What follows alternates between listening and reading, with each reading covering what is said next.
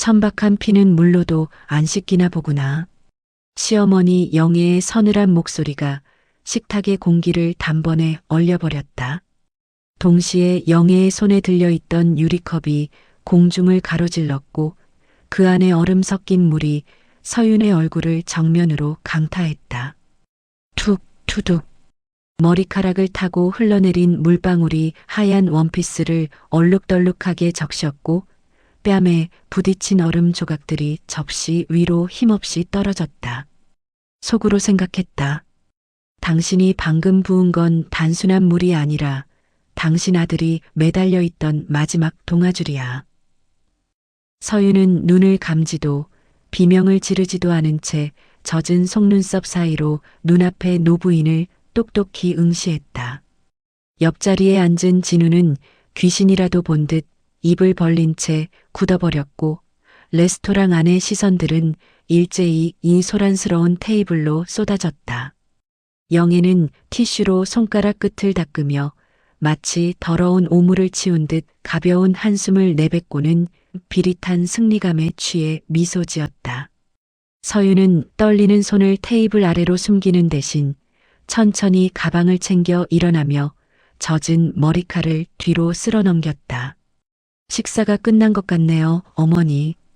아니, 전 영애 씨라고 부르는 게 더 편하겠어요. 서윤의 목소리는 물에 젖었음에도 불구하고 그 어느 때보다 명징하고 차갑게 식당 안을 울렸다. 그녀는 출구로 향하며 휴대폰을 꺼내 단 한 줄의 메시지를 입력했고 전송 버튼을 누르는 그녀의 입가엔 기괴할 정도로 고요한 미소가 번졌다. 창밖으로 쏟아지는 눈부신 햇살과는 대조적으로 저택 거실의 공기는 무겁게 가라앉아 있었다. 시어머니 영애는 어제 상견례장에서 서윤을 내쫓은 일을 무용담처럼 떠올리며 우아하게 홍차를 한 모금 들이켰다. 속으로 생각했다.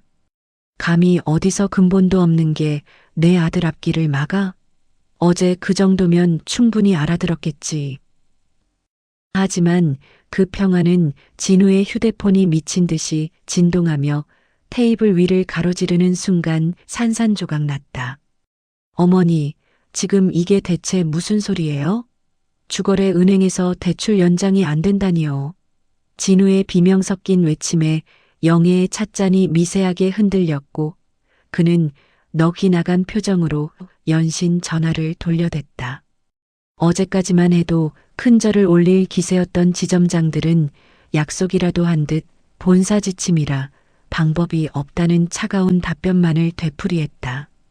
당장 오늘 오후까지 입금되어야 할 500억 규모의 신도시 개발 자금이 막혔다는 소식은 진우의 숨통을 조여왔다. 속으로 생각했다. 설마 어제 그 일 때문이라고? 말도 안 돼. 서윤이는 일개 대리일 뿐인데. 영애는 당황한 기색을 감추며 아들을 다독이려 했지만 진우의 휴대폰에는 끊임없이 잔액 부족과 한도 제한 메시지가 폭탄처럼 쏟아졌다. 거실 한복판에 주저앉아 머리를 쥐어뜯는 아들을 보며 영애는 어제 서윤이 남긴 그 차가운 눈빛이 불길하게 뇌리를 스쳤다. 단 하룻밤 만에 가문의 모든 자금줄이 마법처럼 얼어붙은 이 상황은 단순한 우연이라기엔 너무나 정교하고 치명적이었다. 운명의 수레바퀴가 자신들을 짓밟기 위해 돌아가기 시작했다는 것을 영애는 아직 인정하고 싶지 않았다. 진우는 땀에 젖은 손으로 휴대폰을 움켜쥐고 평소 친분이 두터웠던 박 은행장에게 수십 번째 전화를 걸었다. 가까스로 연결된 통화 너머로 돌아온 건 이진우 씨, 우리도 위에서 내려온 특명을 거역할 힘이 없습니다라는 싸늘한 단절뿐이었다. 속으로 생각했다. 대체 그 위가 누구길래 대한민국 금융권 전체가 나 하나를 죽이려고 달려드는 거지? 불과 몇 시간 만에 진우의 개인 신용카드는 모두 정지되었고 회사의 운전자금은커녕 마이너스 통장조차 한도가 0원으로 고정되었다. 영애는 거실 소파에 멍하니 앉아 텔레비전 경제 뉴스에서 아들의 회사가 투자 부적격 판정을 받았다는 자막이 흐르는 것을 지켜보았다. 진우야, 그 기집애한테 전화해봐. 분명 그년이 무슨 술수를 부린 게 틀림없어. 영애의 고함에도 진우는 대답할 힘조차 없었으며 그의 등 뒤로는 급기야 본사 건물에 압류예고 통지서가 도착했다는 비보가 전해졌다. 어제 서윤이 입었던 원피스의 물 얼룩처럼 진우의 사업 전선에도 지워지지 않는 거대한 파멸의 얼룩이 번져가고 있었다. 속으로 생각했다. 서윤이는 평범한 중소기업 대리가 아니었나? 내가 사랑했던 여자가 사실은 내 목줄을 쥔 사냥꾼이었던 건가? 진우가 간신히 서윤의 번호를 눌렀지만 들려오는 건 지금 거신 번호는 존재하지 않는 이라는 기계적인 안내음 뿐이었다. 한때 우러러보던 가문의 자존심은 이제 푼돈 몇 푼에도 벌벌 떨어야 하는 비참한 처지로 추락하기 시작했다.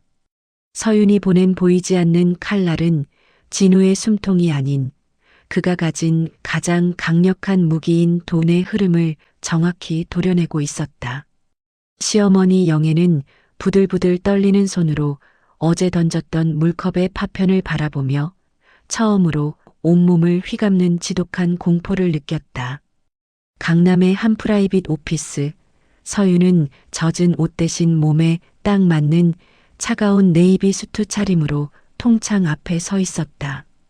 그녀의 책상이 모니터에는 진우의 회사 태산건설의 주가 급락 그래프가 마치 끊어진 절벽처럼 곤두박질 치고 있었다. 속으로 생각했다.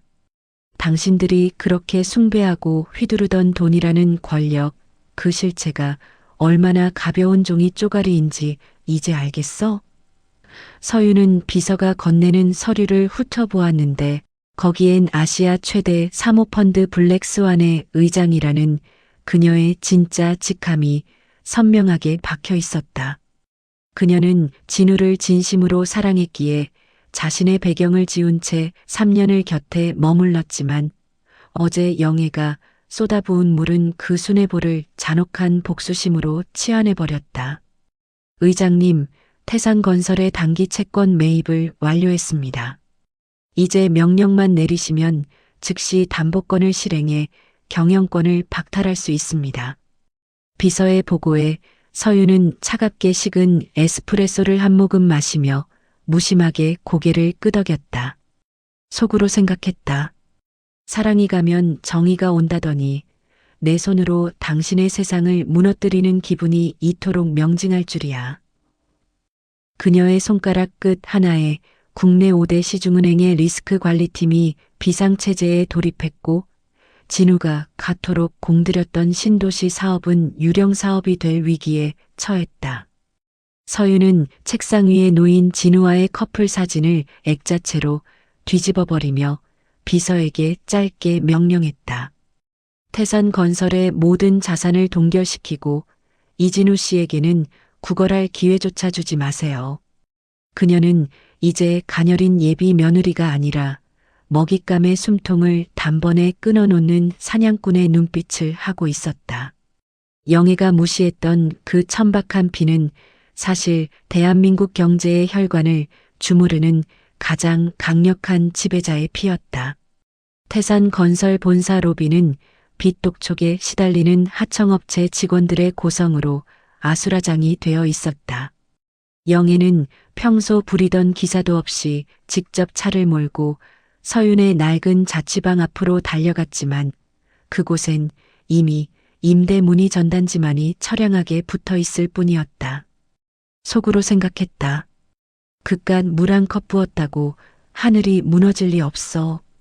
이건 분명 그년이 뒤로 공작을 부린 게 분명해.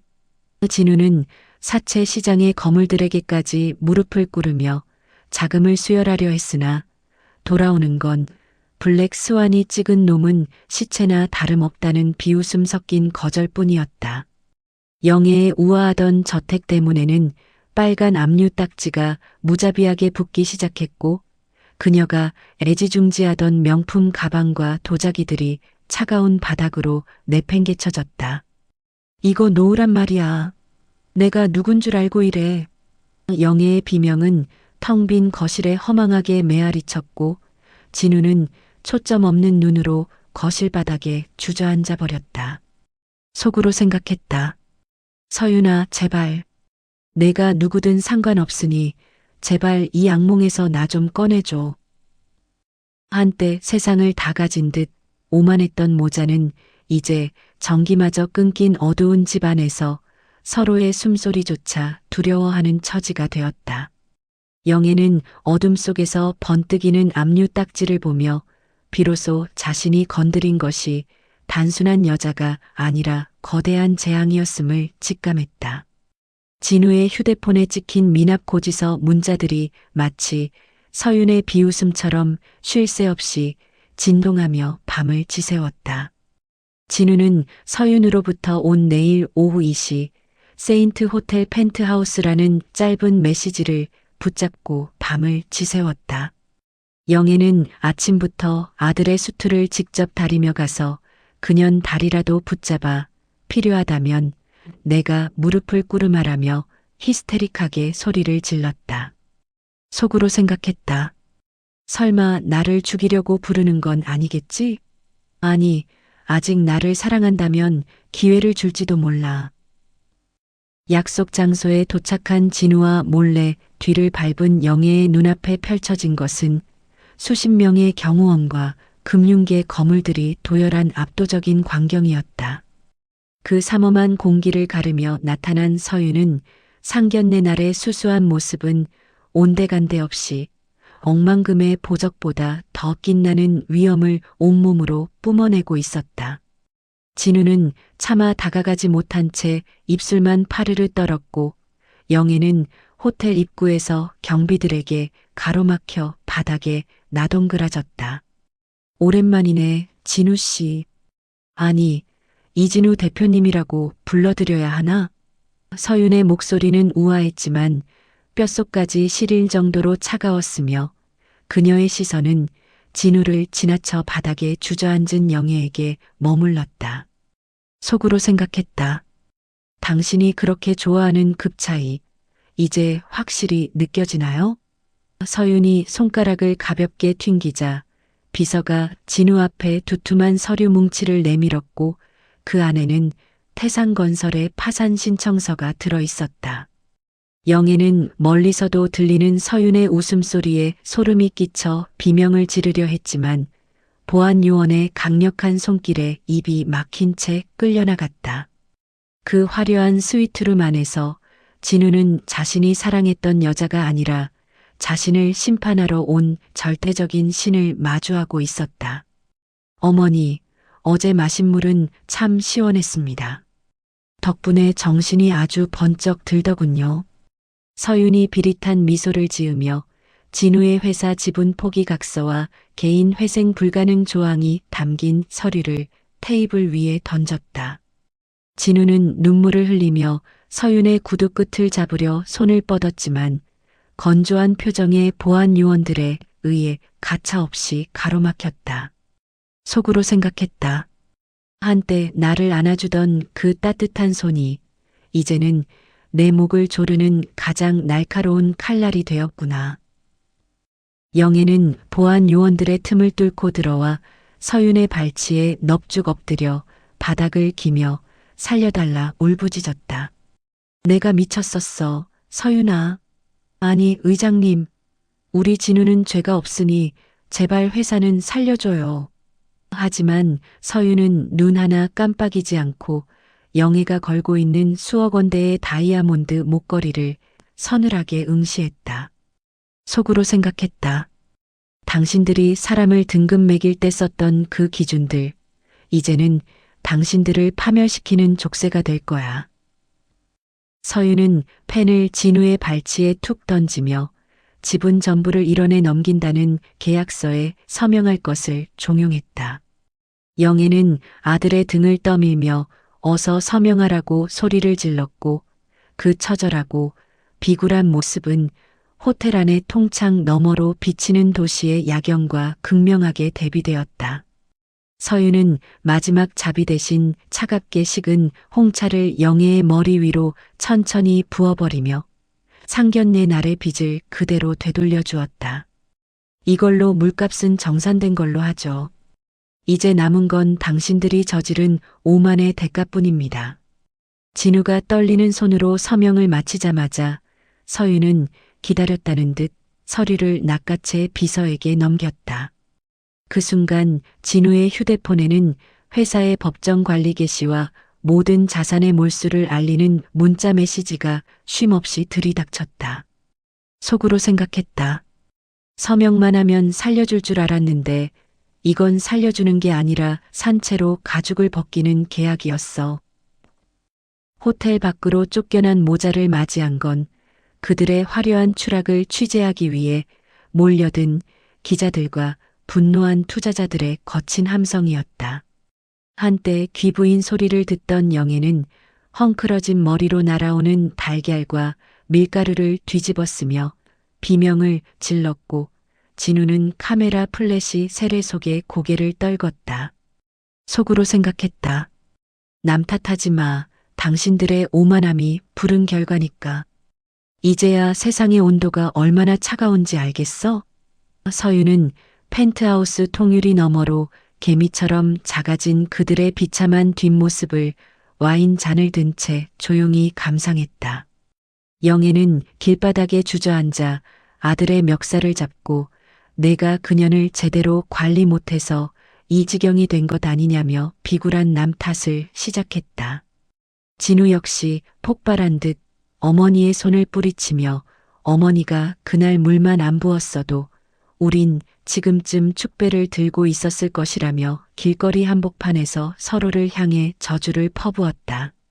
화려했던 태산건설의 로고가 본사 건물에서 철거되는 소리가 도심에 울려 퍼졌고 그들의 이름은 이제 성공의 신화가 아닌 탐욕의 몰락을 상징하는 조롱거리가 되었다. 서유는 마지막 남은 와인을 들이키며 자신의 마음속에 남아있던 진우의 흔적을 완전히 비워냈다. 서유는 압류 표식이 붙어 삭막해진 진우의 옛 집무실에 홀로 들어섰다.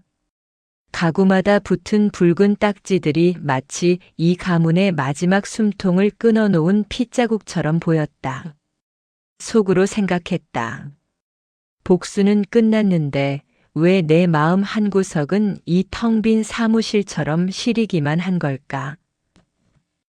그녀는 책상 구석에 버려진 낡은 액자 하나를 집어들었는데 그 안에는 정체를 숨기고 연애하던 시절 둘이 함께 웃고 있는 사진이 들어있었다. 사진 속의 진우는 오만함 대신 순수한 미소를 짓고 있었고 서유는 잠시 그 시절의 온기를 떠올리며 가슴이 저려왔다. 속으로 생각했다. 다시는 나 같은 사람을 무시하지 못하게 만드는 것. 그게 내가 당신에게 줄 수 있는 마지막 교육이자 잔인한 배려야. 서유는 사진을 액자에서 꺼내 주머니에 넣고는 책상 위에 자신이 쓰던 만년필 한 자루를 놓아두었다. 그것은 바닥에서부터 다시 시작하라는 무언의 메시지이자 그녀가 가진 마지막 인간적인 연민이었다.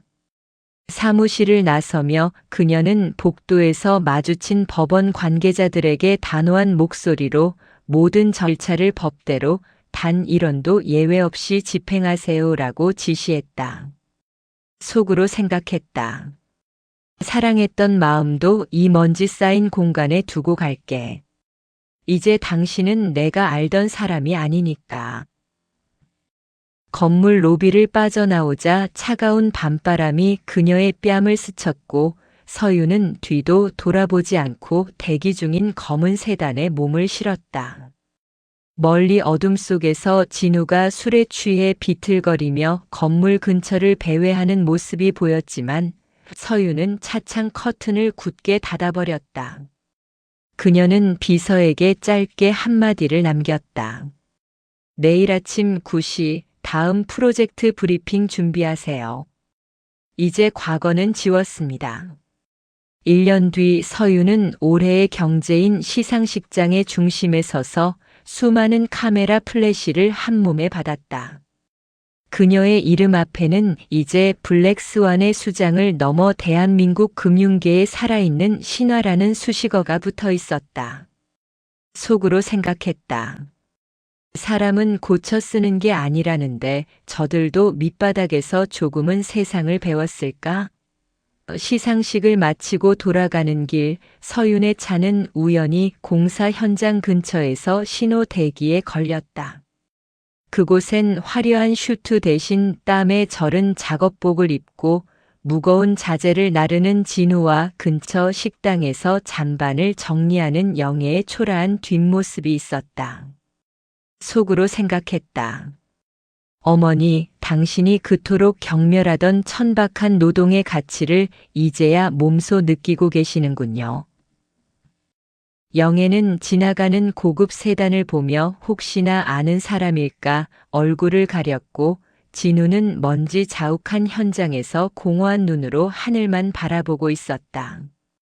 서윤은 비서가 건네는 따뜻한 차를 한 모금 마시며 더 이상 그들을 향한 분노도 연민도 남아있지 않음을 깨달았다. 속으로 생각했다.